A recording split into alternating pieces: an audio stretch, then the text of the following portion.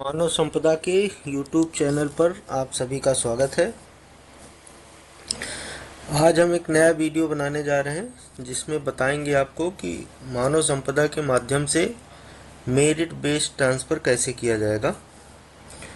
यदि अभी तक आप लोगों ने हमारा चैनल सब्सक्राइब नहीं किया है तो कृपया इसे सब्सक्राइब कर लें, जिससे हमारी नई नई आने वाली वीडियो आप तक पहुंच सके।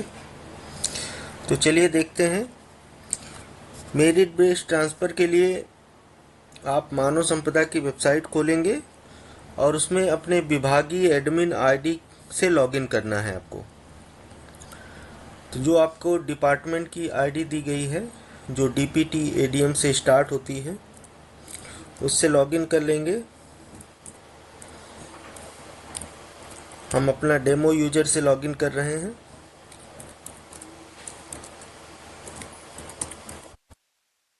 आईडी पासवर्ड डालेंगे, उसके बाद कैप्चा डालेंगे।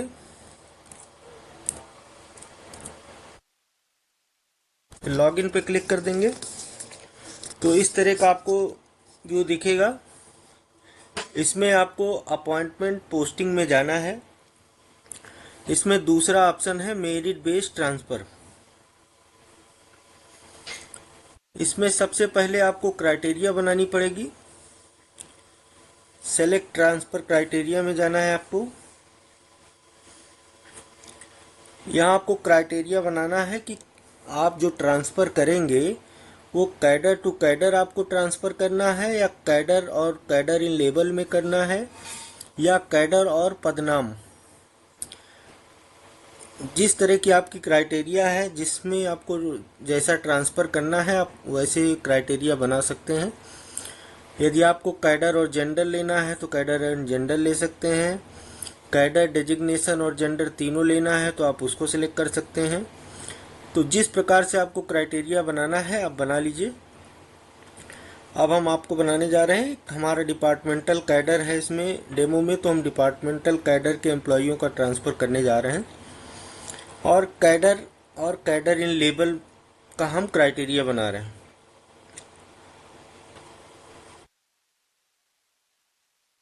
पहला काम हो गया आपका क्राइटेरिया सेट करना कि किस एम्प्लॉय का किसके साथ ट्रांसफ़र किया जाएगा।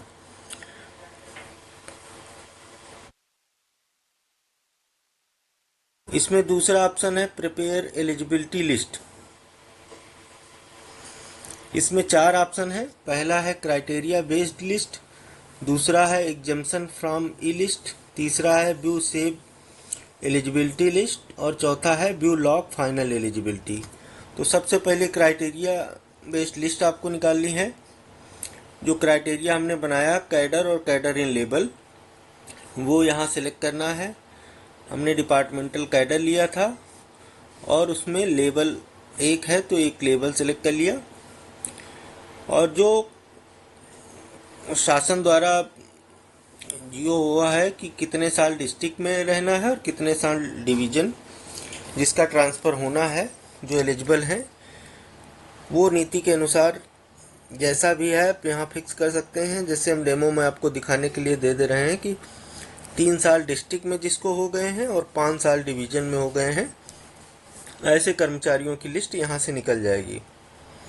ये आप घटा बढ़ा भी सकते हैं, जैसा कि कार्मिक विभाग द्वारा आदेश हो वो आप यहाँ फीड कर लीजिए। यदि 5 साल डिस्ट्रिक्ट और 7 साल डिवीज़न में है तो आप 5 और 7 कर सकते हैं। और नंबर ऑफ एम्प्लॉई एस्टिमेटेड यहाँ आप डाल सकते हैं। जैसे मान लीजिए आपके यहाँ 200 एम्प्लॉई हैं और 10% ही एम्प्लॉइयों का ट्रांसफ़र करना है तो वो संख्या आप यहाँ पे डाल दीजिए। मान लीजिए नंबर ऑफ एस्टिमेटेड एम्प्लॉई 10 लोगों का ट्रांसफ़र करना है तो 10 डाल दिए।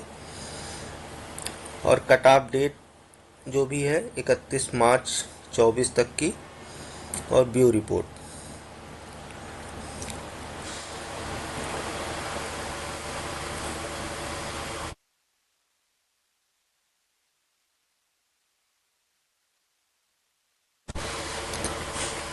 तो इस तरह की आपकी एलिजिबिलिटी लिस्ट निकल आएगी।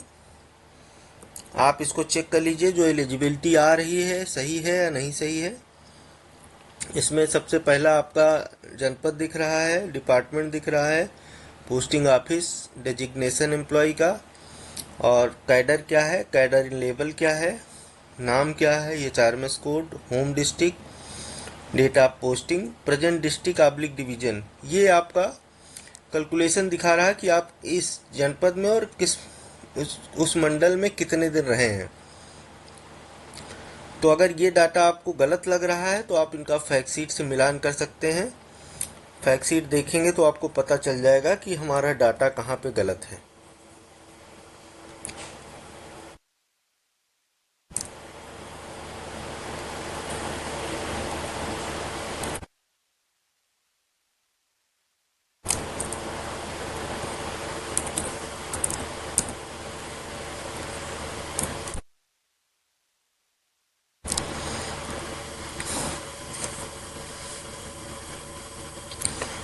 ये इनकी प्रेजेंट पोस्टिंग ऑफिस जो दिखा रहा है 11 जून 2009 दिखा रहा है, इसलिए 11 जून 2009 से कैलकुलेट करते हुए इनका ये डिवीजन और मंडल में पोस्टिंग दिखा रहा है। 14 साल अप्रॉक्स 14.81, 14 साल कुछ महीने। इसी तरह आप दूसरे को भी चेक कर सकते हैं। ये जो कैलकुलेशन होता है इसका, एक तो प्रेजेंट पोस्टिंग से उठाता है आपका जनपद और मंडल, दूसरा आपकी पास्ट पोस्टिंग कब कब रही उस जनपद में या उस मंडल में, उसको भी कैलकुलेट करते हैं।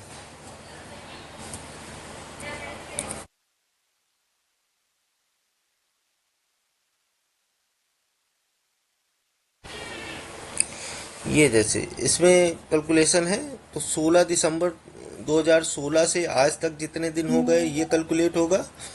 और दूसरा लखनऊ मंडल में 19-20, 1 दिसंबर 19 से 19 जून 2020 इतने दिन का और जुड़ जाएगा उसी में।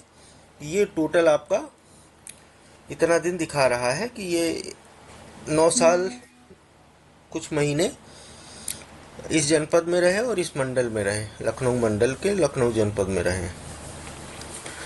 तो ये आप अगर लिस्ट आपकी गलत है तो आप पास्ट पोस्टिंग डिटेल से और करंट पोस्टिंग डिटेल दो जगह से आप इसको सही कर सकते हैं।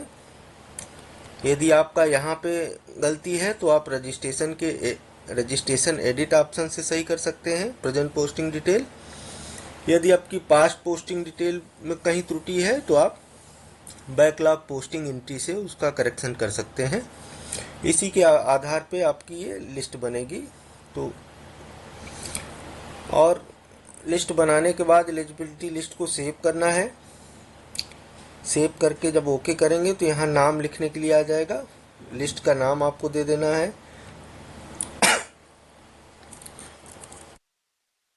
भी आपको लिस्ट जिस नाम से बनाना है आप बना सकते हैं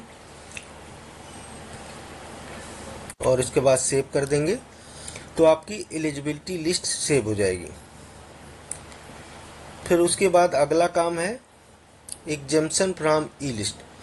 आपने एलिजिबिलिटी बना लिया, उसके बाद जिन अधिकारियों के पास से उसका अप्रूवल होना है उनके पास दिखा दीजिए।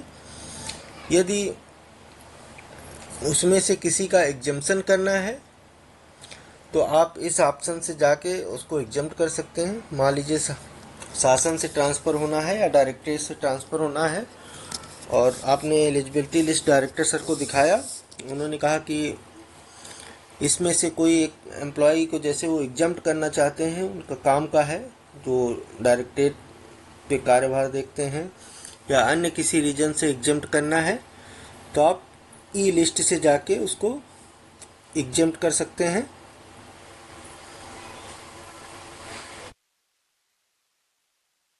यहाँ उस एम्प्लॉय का कोड डालना पड़ेगा जो एलिजिबिलिटी लिस्ट में है।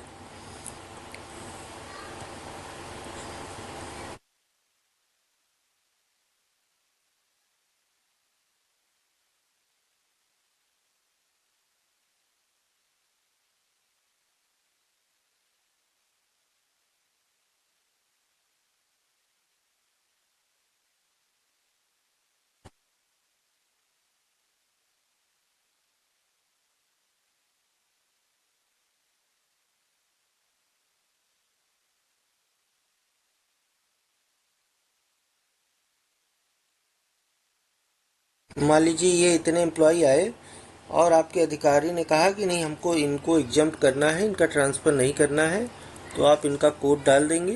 क्योंकि ये लिस्ट आपके पास होगी, हमारे पास लिस्ट नहीं थी, इसलिए हमें बैक आके देखना पड़ा कि उसमें कर्मचारियों में कौन से कर्मचारी हैं जिसको हमें एग्जम्प्ट करना है। तो यहाँ से आप जो लिस्ट बनाए होंगे, ट्रायल अटेस्ट, ये आ गए। अब इनको हमें एग्जम्प्ट करना है, तो एग्जम्पशन में आपको रीजन डालना है, किस कारण से आप एग्जम्प्ट कर रहे हैं।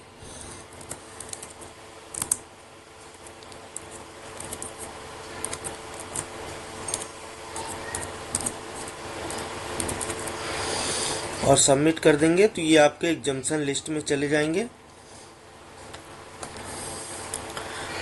अब अगले विकल्प पे जब आप जाएंगे व्यू सेव्ड एलिजिबिलिटी लिस्ट में, तो यहाँ आपका जो लिस्ट दिखेगी उसमें आपके टोटल एम्प्लॉय दिखेंगे और साथ में जो जिनका आपने एग्जम्पशन किया है उनका नाम भी दिखेगा।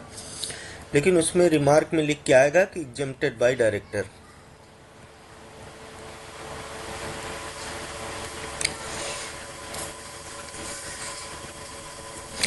ये देखिए आपकी लिस्ट आ गई 6 लोगों की, और इसमें जो आपने एग्जम्प्ट किया है उनके सामने यस लिख के आ रहा है और एग्जम्प्टेड बाय डायरेक्टर जो भी आपने रीजन दिया था वो लिख के आ रहा है।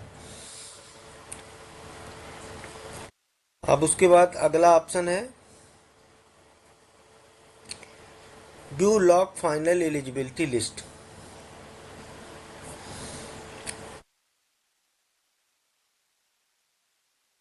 जो आपने एलिजिबिलिटी बनाया है उसको आप एक बार फाइनल अप्रूविंग अथॉरिटी से अप्रूव करा लीजिए, दिखा लीजिए कि ये अब आपकी फाइनल लिस्ट है। यदि उसमें कोई संशोधन है तो आप पहले कर लीजिए। यदि वही लिस्ट आपकी फाइनल है, ये आपके 6 लोग थे, 1 लोग एग्जम्प्ट हो गए, तो 5 लोगों की लिस्ट है। यदि इस पे आपका अप्रूवल हो जाता है तो आप इसी लिस्ट को, एलिजिबिलिटी लिस्ट को आप लॉक कर देंगे। लॉक करने के बाद अब इन्हीं 5 लोगों का ट्रांसफ़र होगा। जो हम प्रोसेस चलाएंगे उसमें यही 5 लोग ट्रांसफ़र होंगे आपके।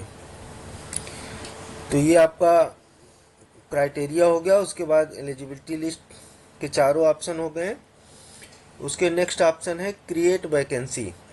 जब आपकी एलिजिबिलिटी लॉक हो जाएगी उसके बाद फिर वैकेंसी क्रिएट करना है। इसमें 3 ऑप्शन है। जो 5 लोग एलिजिबल पाए गए हैं, आप उनको भी वैकेंसी में ऐड करना चाहते हैं तो आप ऐड ई लिस्ट वैकेंसी कर सकते हैं। वो जो 5 लोग ट्रांसफ़र हो रहे हैं, एलिजिबल हो रहे हैं, उनकी जहाँ जहाँ पोस्टिंग थी वो एलिजिबिलिटी वो आपकी वैकेंसी बन जाएगी। यदि आप उसको नहीं ऐड करना चाहते हैं, उसके अतिरिक्त किसी दूसरे ऑफिस में उनकी पोस्टिंग आप करना चाह रहे हैं, तो आप उसकी अलग से वैकेंसी क्रिएट कर लेंगे। ये ऐड वैकेंट वैकेंसी, इसके माध्यम से आप वैकेंसी ऐड कर सकते हैं। जैसे आपको लखनऊ में किसी की पोस्टिंग करना है तो लखनऊ डालेंगे, किस रिपोर्टिंग कार्यालय के अंदर में करना है वो रिपोर्टिंग कार्यालय डाल देंगे, किस ऑफिस में करना है, किस कैडर की वैकेंसी है, किस कैडर इन लेवल की है और कितनी वैकेंसी है, वो आप यहाँ डाल देंगे और सबमिट कर देंगे तो वैकेंसी क्रिएट हो जाएगी।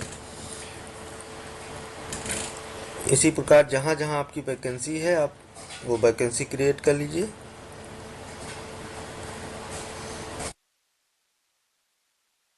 हमारा डेमो का ऑफिस है तो इसमें ज़्यादा ऑफिस हमारे हैं नहीं, बने नहीं हैं।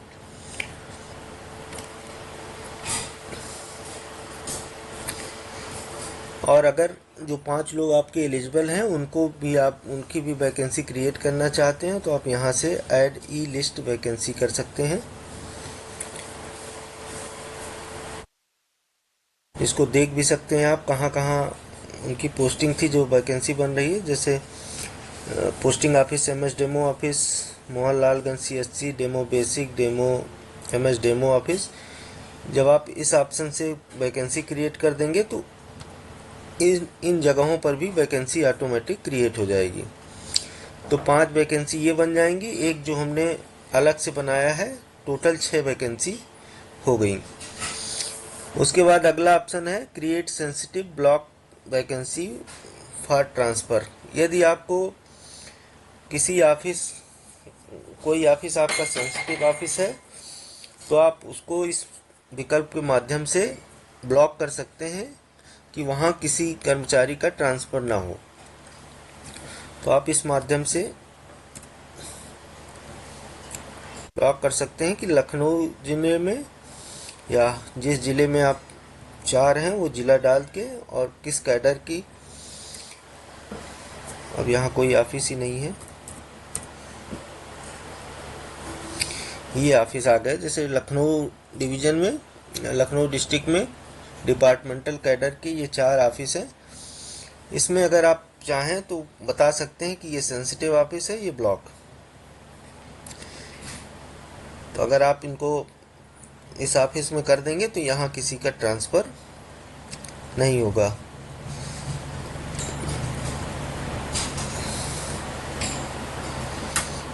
ये ब्लॉक हो गया, अब यहाँ पे किसी का ट्रांसफ़र नहीं है। दूसरा है सेंसिटिव। इसको आप सेंसिटिव डिक्लेयर करना चाह रहे हैं तो सेंसिटिव भी कर सकते हैं।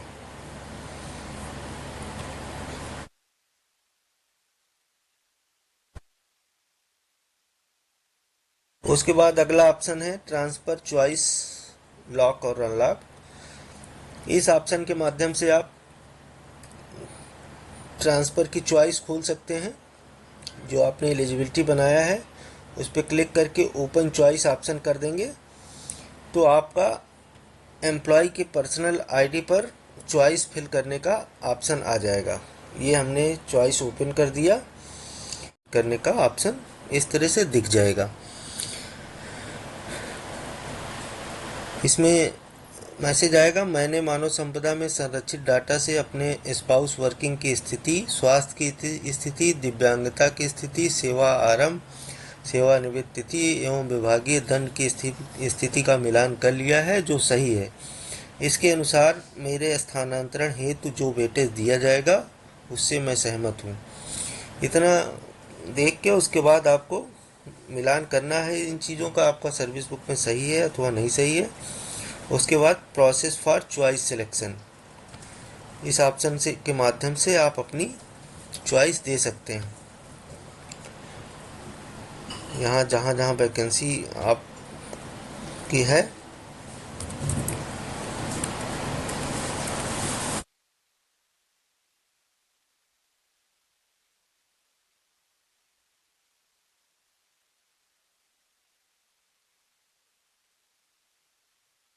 हाल जनपद में की है, तो ये देखिए एक वैकेंसी दिख के आई जो बनी है। इसी प्रकार जितनी वैकेंसी बनी होंगी वो आपको दिखेंगी। इस तरह से आप 10 चॉइस मैक्सिमम दे सकते हैं। ये चॉइस आपने ले लिया और उसके बाद लॉक कर देंगे 10 चॉइस फिल करने के बाद। तो आपकी चॉइस लॉक हो जाएगी। इसमें आप डिपार्टमेंट चाहे तो जितने दिन को आपको चॉइस का ऑप्शन खोलना है वो खोल सकते हैं, 2 दिन, 4 दिन, 5 दिन। जब तक आपकी चॉइस आ जाए फिर आप चॉइस को क्लोज कर देंगे, तो फिर एम्प्लॉय चॉइस नहीं फिल कर पाएगा।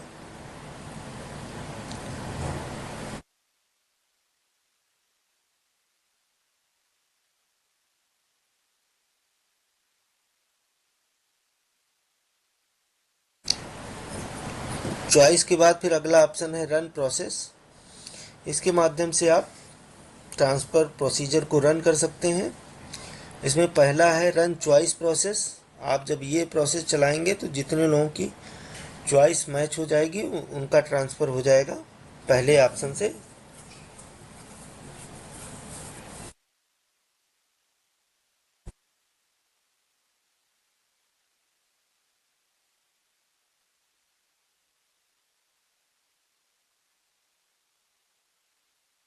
लोगों का चॉइस आया तो देखिए total number of employee transfer run choice base, एक लोगों का चॉइस बेस ट्रांसफ़र हो गया।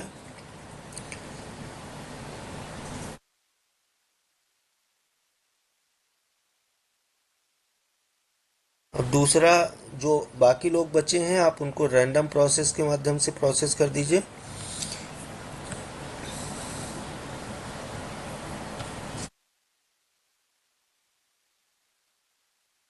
तो हमारे 2 लोग ऐसे हैं जो रैंडम के प्रोसेस से प्रोसेस हो गए।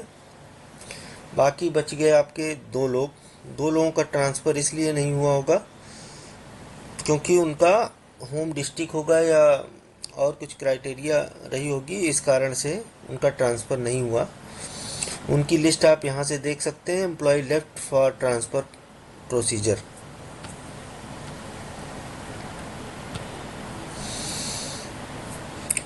ये 2 लोगों का ट्रांसफ़र नहीं हुआ, उनकी लिस्ट आप यहाँ से निकाल सकते हैं। और इसका रीज़न हो सकता है कि उनका होम डिस्ट्रिक्ट होम डिस्ट्रिक्ट में ट्रांसफ़र हो रहा हो इसलिए नहीं हुआ, या दूसरा हो सकता है उनको रिटायरमेंट के 2 साल से कम हो गए हों, इस कारण से ही नहीं हुआ होगा, अन्यथा इनका ट्रांसफ़र हो गया होता।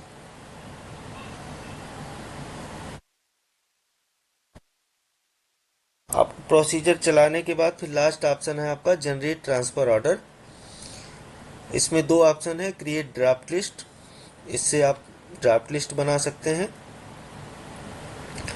व्यू एग्जिस्टिंग ड्राफ्ट लिस्ट, अगर आपने कोई बनाई है तो यहाँ पे दिख जाएगी, नहीं बनाई है तो आप यहाँ से क्रिएट कर सकते हैं। जो नाम देना है आपका वो नाम दे दीजिए ड्राफ्ट लिस्ट की।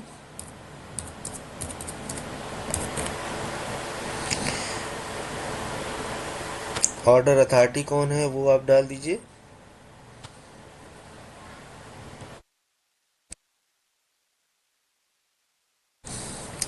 ये आपके ट्रांसफर्ड एम्प्लॉययों की लिस्ट आ जाएगी, किसका ट्रांसफ़र कहाँ कहाँ हो रहा है। आप उसका प्रिंट भी निकाल सकते हैं, या अगर इसमें कुछ त्रुटि रह गई है तो आप इसको डिलीट करके फिर से प्रोसेस चला सकते हैं। यदि आपका ट्रांसफ़र सही हुआ है तो आप इसको वेरीफाई लिस्ट करके ऑर्डर जनरेट कर लेंगे। यदि कोई त्रुटि लग रही है तो आप इसको डिलीट कर लेंगे और पुनः फिर से आप ट्रांसफ़र प्रोसीजर चला सकते हैं।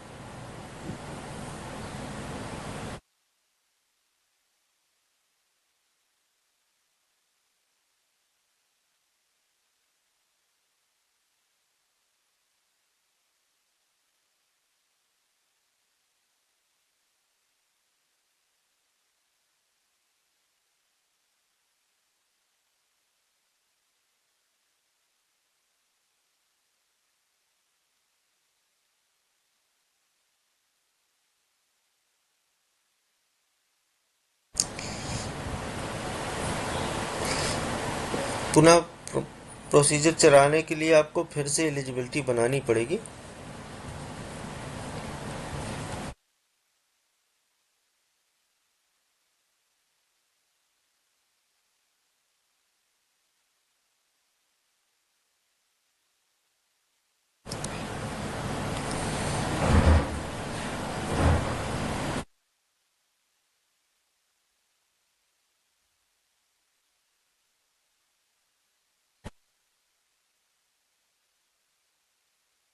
और ड्राफ्ट लिस्ट तैयार करने के बाद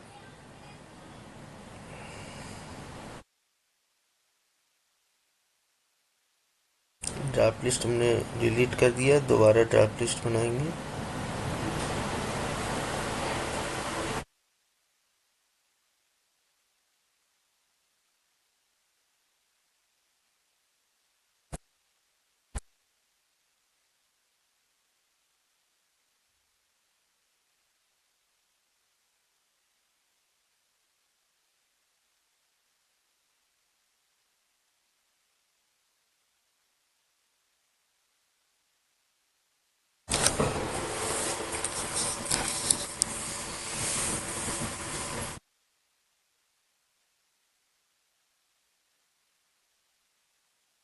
उसके बाद वेरीफाई लिस्ट और जनरेट ऑर्डर।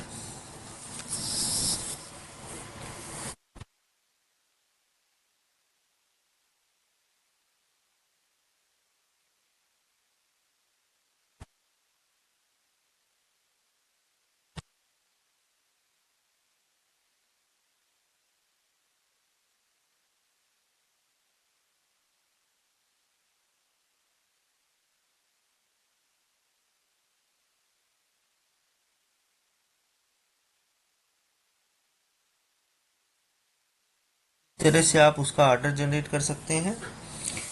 जो आपको ऑफिस नाम जो आपका है ऊपर सबसे ऊपर आएगा, ऑफिस का एड्रेस दूसरे ऑप्शन पे, और टाइटल टेक्स्ट जो आपका ऑर्डर पे टाइटल टेक्स्ट है वो आप तीसरे ऑप्शन में लिख दीजिए। और उसके बाद जो आपका ट्रांसफ़र लिस्ट है उसके ऊपर आपको क्या लिखना है वो बॉडी टेक्स्ट 1 में लिख दीजिए। और जो ट्रांसफ़र लिस्ट है एम्प्लॉइयों की उसके नीचे आपको क्या लिखना है वो आप बिलो ट्रांसफ़र लिस्ट वाले ऑप्शन में लिख दीजिए। और कॉपी टू टेक्स्ट में आपको किसको किसको कॉपी करना है वो आप प्रतिलिपि वाले ऑप्शन में लिख दीजिए। उसके बाद व्यू ऑर्डर, यहाँ से आप देख सकते हैं कि आपका ऑर्डर कैसे बनेगा। इस तरह से आपका ऑर्डर तैयार हो जाएगा। आप इसको जब तक कंफर्म नहीं हो जाए तब तक व्यू और सेव भी करिएगा। पब्लिश ऑर्डर आपका जब फाइनल आपकी लिस्ट का मिलान हो जाए तभी आपको पब्लिश करना है, अन्यथा पब्लिश नहीं करना है। पब्लिश के पहले आप इसमें जो भी चाहें देख सकते हैं, यह गलत है तो आप उसको फिर से रीप्रोसेस कर सकते हैं। लेकिन एक बार पब्लिश हो जाने के बाद ये ऑर्डर आपका ऑनलाइन पब्लिश हो जाएगा, फिर इसमें कोई करेक्शन नहीं हो पाएगा। इसलिए आप पब्लिश करने से पहले ही सारी चीज़ें चेक कर लें कि आपका जो प्रोसीजर चला है वो सही चला है या नहीं चला है। यदि कोई त्रुटि रह गई है तो आप उसको दूसरी एलिजिबिलिटी लिस्ट बना के भी प्रोसेस कर सकते हैं। तो ये है आपका मेरिट बेस्ड ट्रांसफ़र सिस्टम। इसके माध्यम से आप कर्मचारियों का ट्रांसफ़र कर सकते हैं। धन्यवाद।